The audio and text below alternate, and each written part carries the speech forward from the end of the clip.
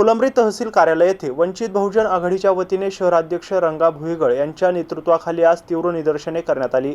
नसरापूर येथे एका 3 वर्षाच्या निष्पाप चिमुकलीवर झालेल्या अमानुष आणि घृणास्पद अत्याचाराच्या घटनेचा निषेध करण्यासाठी आंदोलन करण्यात आलं होतं। अरे फाशी दे, फाशी दे, नराधमाला फाशी द्या, अरे फाशी दे, फाशी दे, नराधमाला फाशी द्या, अरे होश में आओ, होश में आओ, प्रशासन होश में आओ, होश में आओ, होश में आओ। प्रशासन होश में आओ।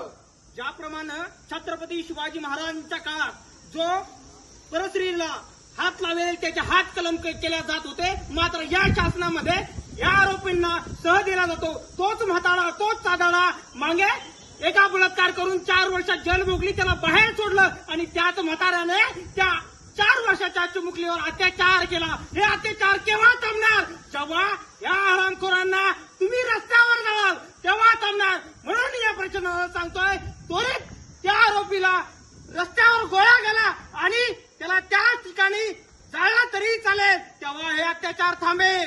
म्हणून सांगतोय, हे अत्याचार कदापि आता कोणीही सहन करणार नाही। या ठिकाणी पक्षाचा हा कार्यक्रम नाहीये, हा या जनतेने हातात घेतलेली लढाई। यावेळी उपस्थित पदाधिकारी आणि नागरिकांनी या घटनेचा तीव्र शब्दात निषेध व्यक्त केला।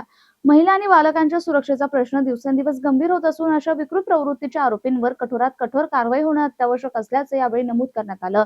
संबंधित आरोपीवर पोस्को कायद्याअंतर्गत तात्काळ कठोर कारवाई करण्यात यावी, आरोपीला लवकरात लवकर अटक करून न्यायालयीन प्रक्रियेला गती द्यावी, भविष्यात अशा घटना टाळण्यासाठी कडक उपाययोजना करण्यात याव्यात, पीडित कुटुंबाला शासनाकडून तातडीने आर्थिक मदत आणि आवश्यक संरक्षण देण्यात यावं, यासह विविध मागण्या यावेळी करण्यात आल्या। या निदर्शनात वंचित बहुजन आघाडीचे पदाधिकारी तसेच नागरिक मोठ्या संख्येने उपस्थित होते।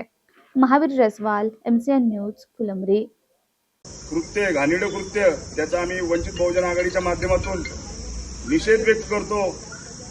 अशा शाहू फुले आंबेडकरीच्या महाराष्ट्रामध्ये अशा नराधमाला जिवंत नाही ठेवलं पाहिजे, या हरामखोराला फाशीवर लटकवलं पाहिजे, अशी मागणी आम्ही वंचित बहुजन आघाडीच्या माध्यमातून करतोय। कारण की हे वारंवार नाबालिग मुलीवर हे होणारे अत्याचार हे थांबले पाहिजे। आणि मी गृहमंत्र्याला इकडून आश्वासित करतो की तुम्ही अशा एखाद्या हरामखोराला जेव्हा भर चौकात लटकवशाल तर येणारे 99 गुन्हे हे थांबेल।